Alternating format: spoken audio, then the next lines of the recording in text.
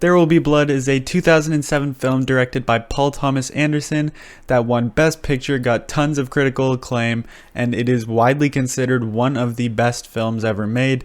If you want to hear what I think of this film, definitely keep watching for my review.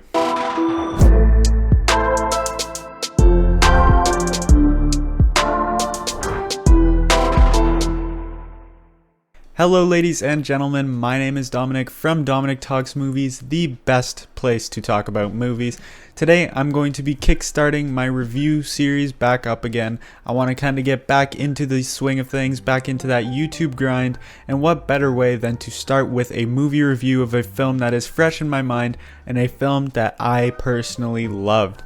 There Will Be Blood, as I said, is a 2007 film directed by Paul Thomas Anderson. It won numerous awards, got tons of critical acclaim, tons of casual moviegoers and just normal audience members have absolutely loved this movie. It is a bunch of people's one of their favorite movies. It's up there with some of the most acclaimed and some of the what people consider the best movies of all time. And I think that it 100% deserves all of this praise. I personally really loved this movie. I think it is phenomenal in so many different ways.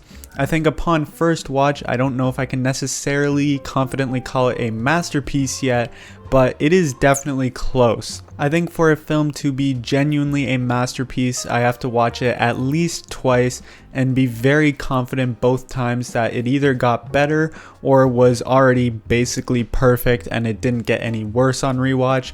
So this film is one that I'm 100% looking forward to rewatching very soon in the future because I'm excited to see if this will become a film that I personally think is a masterpiece. It already has made its way into my personal top 25 favorite films of all time, and this just made a huge impact on me even on first watch. I think the huge standout here is Daniel Day-Lewis in the lead role as Daniel Plainview, a man who we get to see basically grow from rags to riches. And at its core, this is basically a story about, you know, the kind of slow, tedious, and brutal grind that is becoming successful in a capitalistic society, which in this case is the early 20th century in the USA. And we see our main character, Daniel Plainview, portrayed by Daniel Day-Lewis, kind of go through the stages of like building his oil empire and how he grows more and more, I guess, crazy and more power hungry, as a lot of films and a lot of literature portray this same sort of thing where as you grow in power you keep wanting more and you kind of grow more insane the more power you get. And this is, you know, as I said, portrayed in plenty of pop culture, plenty of literature, and this is one that is probably my favorite kind of adaptation, if you will, of this kind of story. And it is truly a transcendent experience. This is a film that really invested me in completely, and that is due to many different factors. One being the filmmaking, two being the sort of underlying themes, and three being just everything combined, the performances, all the technical aspects, all of the, you know, themes and philosophies, if you will, everything combined. And that just makes for this film to be such an incredible experience. And so yeah, with that sort of general synopsis out of the way, let's get into specifics. So first, getting into the technical aspects of the film. As you guys may know, Paul Thomas Anderson is a very acclaimed director. A lot of people really love his work. A lot of people consider him one of the best directors working today. He's truly an incredible talent. I've only seen 2 films from him thus far, and they've been in a relatively short time period because the first one I watched, which was Punch Drunk Love, really got me interested in his work, and so I had to watch this film next because this is, generally speaking, his most acclaimed movie, at least for the most part. So yeah, Paul Thomas Anderson is widely considered one of the greatest filmmakers by a lot of people, especially considering working today. And this film absolutely was not an exception to that. The cinematography is absolutely gorgeous. I love how they shot it on film. It gave it a more authentic and in a way it made it give that like older early 20th century feel a lot more than I feel like digital might have.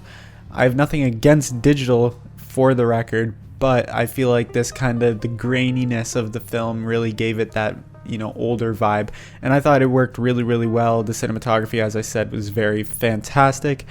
I mentioned this in my Letterboxd review, and if you don't follow me on Letterboxd, I will always leave the link in the description of every video because I'm super active on there. I make lists, I make reviews of every single movie I watch, which is usually every day. So if you don't follow me there already, then definitely make sure to do so. But as I said, this is a detail that I mentioned in that review of this film. The score in this movie is just fantastic. I mean, not a lot of people from what I have seen have mentioned the score in this movie, but that is kind of what set the tone for me. You know, there's obviously the acting performances, which obviously are just incredible, especially Daniel Day-Lewis and Paul Dano, but I will say the score is really what kind of gave me the vibe of this film. It's very creepy, it's very ominous, and it just is absolutely insane. It's such a good score that I think is overlooked by a lot of people. If you want to kind of get a taste of it, if you haven't seen this movie, or even if you have, just the opening scene where it shows the title card, just that alone should tell you why this score is so amazing and why it kind of represents the tone of this film just with one piece of music. It's pretty incredible.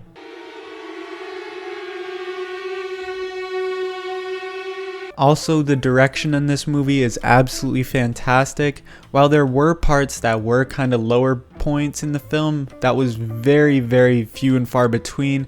Most of this movie was incredibly directed. The pacing is fantastic. I was almost never bored through this entire film, and that is partially due to the fact of Paul Thomas Anderson's direction, which obviously allows the pacing to work very, very well.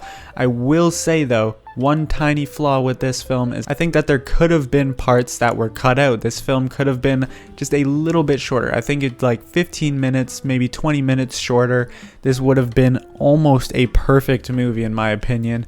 But nevertheless, those 15 to 20 minutes are there, but it's not a massive flaw because the majority of this film, other than those few 15 minutes or so that I think could have been cut out, are just absolutely phenomenal filmmaking. While the filmmaking is absolutely phenomenal, it is just an added factor. The filmmaking is just the cherry on top of why I love this movie so much.